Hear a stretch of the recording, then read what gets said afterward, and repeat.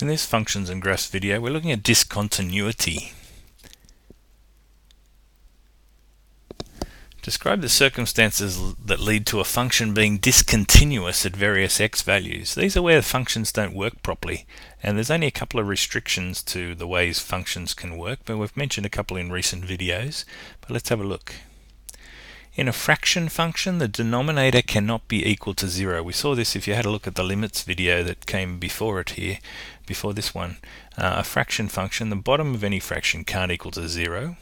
And any square root, the contents of that square root can't be negative. And so there are two main issues that result in various x values making a graph or a function discontinuous. So if you have a look at this expression, find the x value for which y equals 3 on x minus 2 is discontinuous. You can see that if any value of x makes the bottom of this fraction equal to 0, we've got problems. We won't get a y value for that particular x value. So the rest of the graph might be there, but we'll have a little missing bit for a particular x value, which is kind of weird. So in a fraction function, the denominator can't equal 0. So in this case, x minus 2 can't equal 0. So if we solve that a little further by just adding 2 here, this will cancel out, leaving us with x not equaling 2 in this case. So if x equaled 2, you can see that 2 minus 2 would leave that bottom of that fraction equals 0, and we can't have that. So this means that this curve would be discontinuous at x equals 2 if it was going to be sketched on a number plane.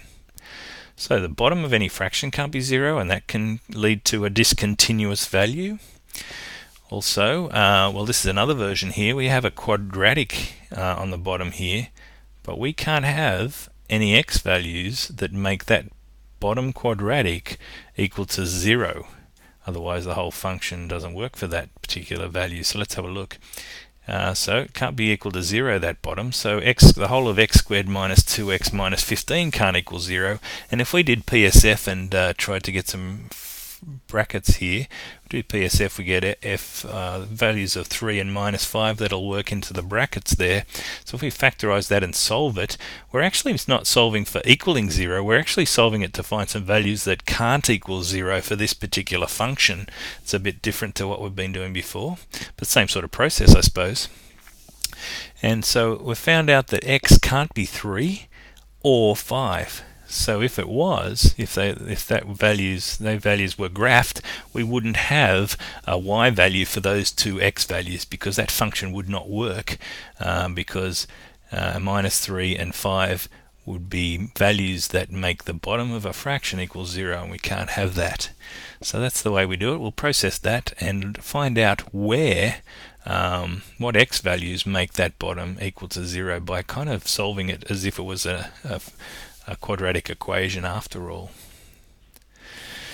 Now, another way we can get discontinuity, hard to say, but is when is values for which the square root of would be a negative value. So we can't have the contents of a square root being negative, so therefore we can't have 2x minus 4 being less than 0. Can't have a square root of anything less than 0. So we just solve that as if it was a separate question, a separate inequations question. We would add 4 both sides here, cancelling out on the left hand side, leaving us with 2x is less than 4.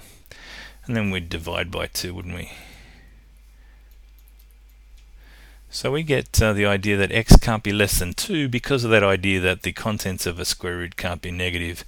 And we could say that the curve would be discontinuous, having trouble saying that, when x is less than 2. Alright, that's discontinuity, little quirky spots where x values can't work in various functions. Hope that helps. Bit of a reminder there, bit of revision. Never hurts. Catch you next time.